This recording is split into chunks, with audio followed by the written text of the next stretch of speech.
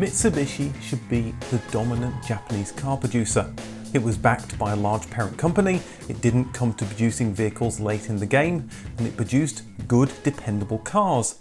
Yet Mitsubishi Motors is essentially owned by one of those competitors it should have beaten, Nissan, and is being reduced to little more than a brand name selling cars that, under the skin, are essentially Nissans. So even though it was born with a silver spoon in its mouth, why didn't Mitsubishi dominate despite producing some quite amazing cars? This is the Mitsubishi story.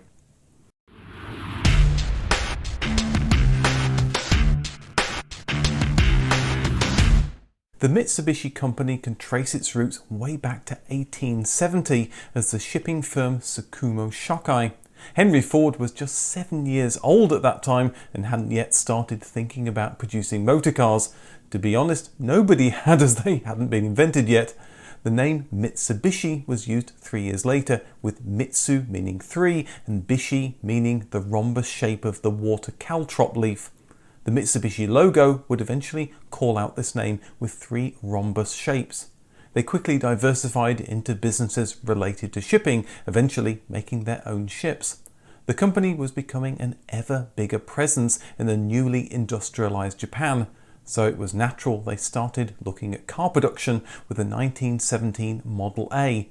It was an expensive hand-built luxury car and couldn't compete against foreign imports, so production ended 5 years later. Mitsubishi tried again in 1934 with a four-wheel drive PX-33 commissioned by an increasingly militaristic Japanese government for the war effort against China. 4 prototypes were made, but the car never made it into production. Mitsubishi did produce buses though, and after the Second World War production continued, along with a small 3-wheeled cargo vehicle, the Mitsushima, and a nattily titled scooter, the Silver Pigeon. Their old aircraft factory, now dormant, started producing car bodies for the companies that would be known eventually as Nissan and Toyota. But the Allies who occupied Japan took a dim view to Japanese industry in general and the zaibatsu, or large family-run businesses that had supplied much of the war effort. Like in Germany, some of the Allies felt a return to a farming economy would prevent another military build-up. Mitsubishi was one of those large industrial zaibatsus and so was split up in 1950 into 3 companies. One company did a deal with the American Kaiser Company and another with Willys to assemble Jeeps in Japan, but the company split was short-lived. The Allies' idea of reducing Japanese industry quickly reversed when they saw the rise of communism in the Far East and the threat of an agrarian Japan falling to communism. Japan's industry ramped up to bolster the economy and show the Japanese how great capitalism was, and Mitsubishi would become one company again in 1964. The first mass-produced car was the 500cc 3-speed Mitsubishi 500, introduced in 1960. Like their rivals, they'd focus on small economical cars that an up-and-coming Japanese middle class could afford. Foreshadowing their future motorsports dominance, Mitsubishi entered the 500 into the Macau Grand Prix in 1962, with it taking the top 4 spots for the under 750cc category. Mitsubishi were showing their cars weren't just a good deal, they were tough too. Mitsubishi's cars battled Honda, Nissan and Toyota on home territory, and soon they were looking to the export market. But while the other 3 companies would borrow money to push into international markets under their own name, Mitsubishi would work with automotive partners to limit their financial risk. The first partnership would be with America's number 3 car producer, Chrysler. Mitsubishi split off its automotive division into a separate company, Mitsubishi Motors, and 15% of it would be sold to Chrysler to form a long-lasting alliance. Mitsubishi had recently launched the Colt Gallant, and it was sold as the entry-level Dodge Colt, Chrysler's answer to local competition such as the Ford Pinto and Chevy Vega, themselves a reaction to the German VW Beetle and Japanese imports. It would be sold under various other names by Chrysler around the world. Chrysler's worldwide market reach turbocharged Mitsubishi's exports. It worked well for Chrysler as well. This was just the car they wanted, an inexpensive basic car that plugged a hole in its lineup. But Mitsubishi had grander goals, as could be seen by the Colt Gallant GTO that never made it to North America. This was a 123 horsepower muscle car wannabe. It made it to New Zealand, the UK and a few Asian countries, but its high price stopped it selling in any great numbers outside of Japan. Mitsubishi had been successful in motorsports in the 60s, and they continued into the 1970s with the Lancer 1600 GSR. The rally car did so well in rallies in Africa, it became known as the King of Cars. Such was its durability, it took all the podium positions in the grueling 1976 Safari Rally. The road-going version produced a respectable 109 horsepower and would also be sold both in Japan and Europe. The Galant would get its own hot version as the Galant FTO. Hyundai were looking to build their own cars, as the Fords they were building weren't standing up to Korean roads. Mitsubishi's durability looked promising, so a deal was done and their first car, the Hyundai Pony, borrowed heavily from the new Mitsubishi Lancer. Mitsubishi would go on to take a 10% stake in 1982, and Hyundai would go on to some success building and selling Mitsubishi cars. Mitsubishi might have been making joint agreements left, right and centre to hedge their bets in new export markets, as well as hopefully accelerate sales, but they would enter some markets on their own. For example, in 1974, they created the Colt Car Company in the UK, and across Europe, Mitsubishis would be sold as Colts, maybe as the Mitsubishi name was a little too foreign and hard to pronounce for Westerners in the 1970s.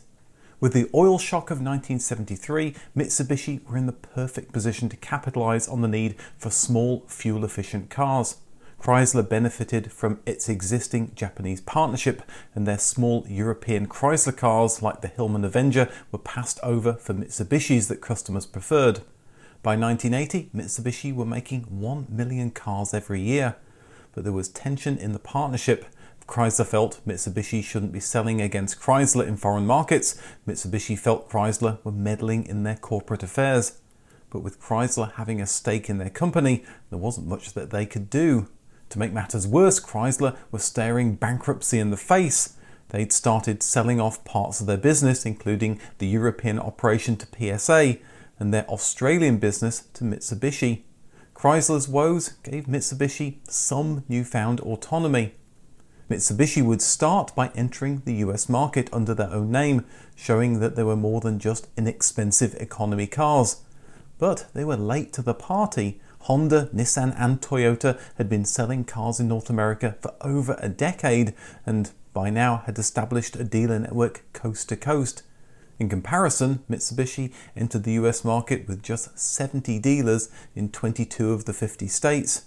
More worryingly, in markets like Europe, where Mitsubishi distributed and marketed their own cars and had started earlier, they were still getting outsold by their Japanese rivals.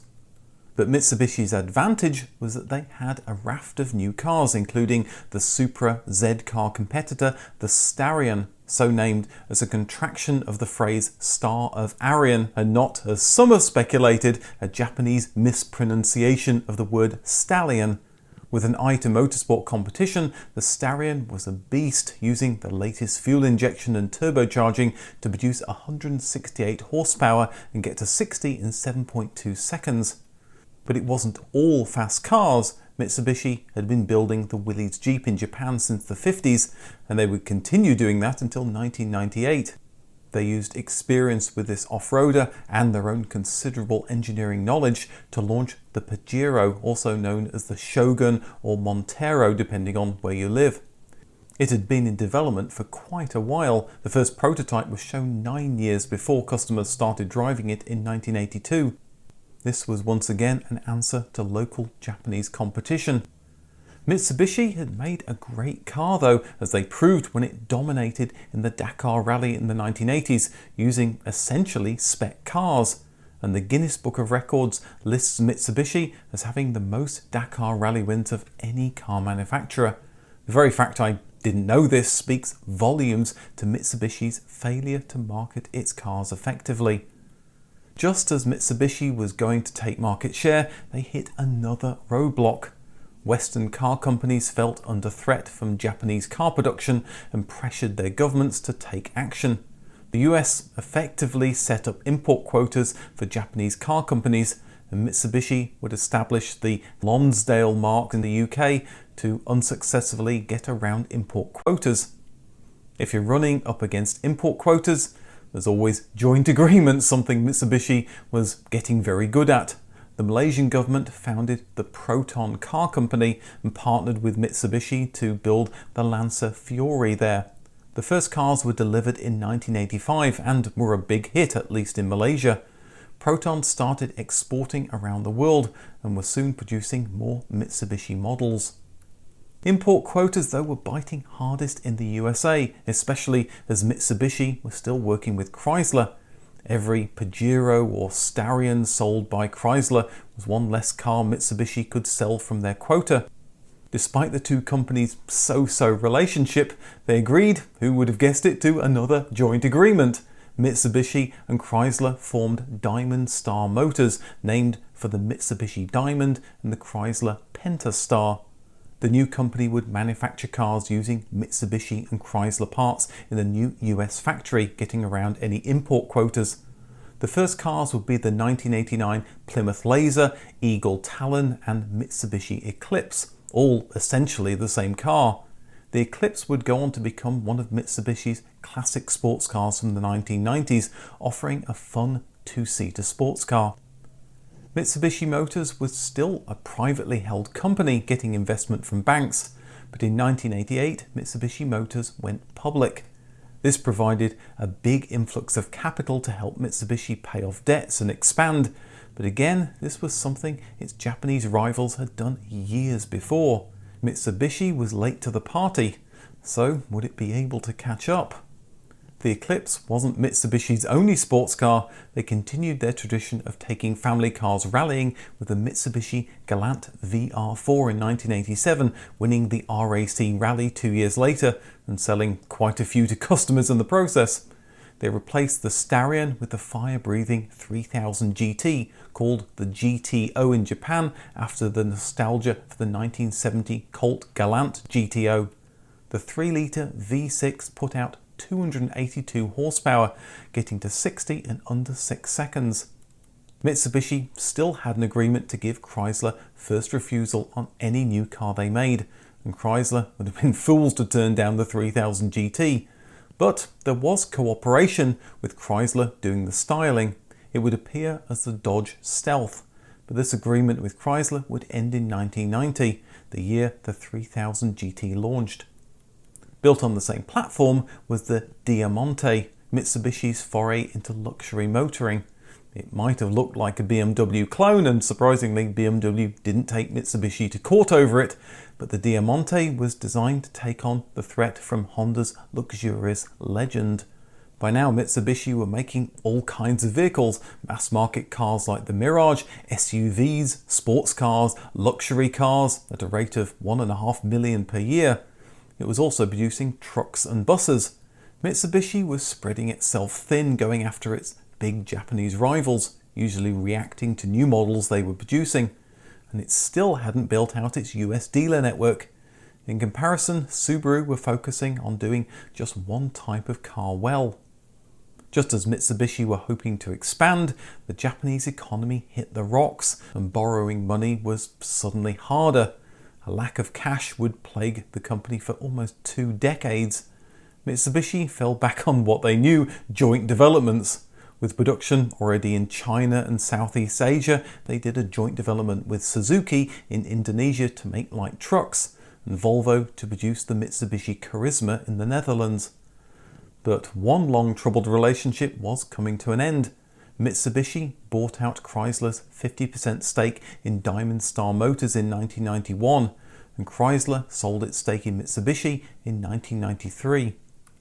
Mitsubishi in the 1990s would be all about rallying. The Galant VR4 gave way to the mighty Lancer Evolution, commonly known as the Evo. Mitsubishi steadily improved the design until 1996, when they won the Drivers' World Rally Championship for the first time. They'd also win in 97, 98 and 1999, taking the Manufacturers' Championship in 1998. The road-going version of the Evo would wow customers and pitted Mitsubishi against Subaru for turbocharged all-wheel drive glory. The Evolution name would also be used for the special off-roading Pajero competition car for the Dakar Rally. Continuing their line of two-seater sports cars, Mitsubishi launched the FTO in 1994, taking the name from the 1974 Galant FTO.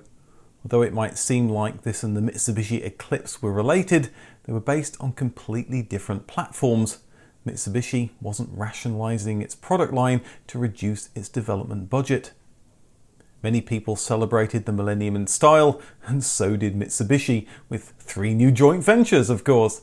One was with Hindustan Motors in India, a further deal with Volvo to work on trucks, and a deal with PSA to jointly develop a new diesel engine.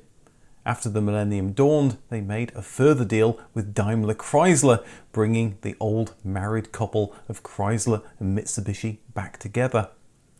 Mitsubishi launched the Outlander crossover, also known as the Montero Sport, and attempted to boost its US sales by offering a 0% down, 0% interest, and no monthly payments for 12 months. It's back! 000. Yes, you heard me right. John Herring Mitsubishi has 0 down, 0 interest, and 0 payments. But in a rush to sell, dealers sold to people with low credit scores. And when customers started defaulting on their agreements, Mitsubishi had the expense of repossessing cars that were now worth less than it cost to manufacture. Mitsubishi were forced to take a £350 million cost, and with the negative publicity and the lack of money to help sell cars, sales in the US shrank. In 2000, it emerged that management had covered up car defects, but in 2004, it became clear this was a much bigger problem going back 27 years. And this wasn't just fit and finish problems. The defects related to malfunctioning clutches, fuel leaks, and failing brakes. When similar problems were found on their line of buses and trucks, Mitsubishi ended up recalling close to 1 million vehicles. The management team, including the president, were prosecuted and were looking at going to jail. They also found themselves unemployed.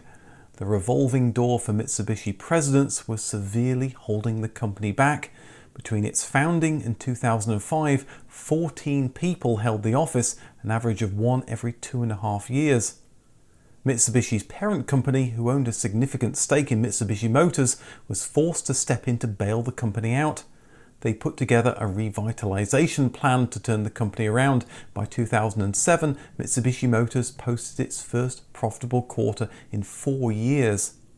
Hoping to revitalize Australian sales, Mitsubishi launched a 380 in 2005 to replace the aging Magna.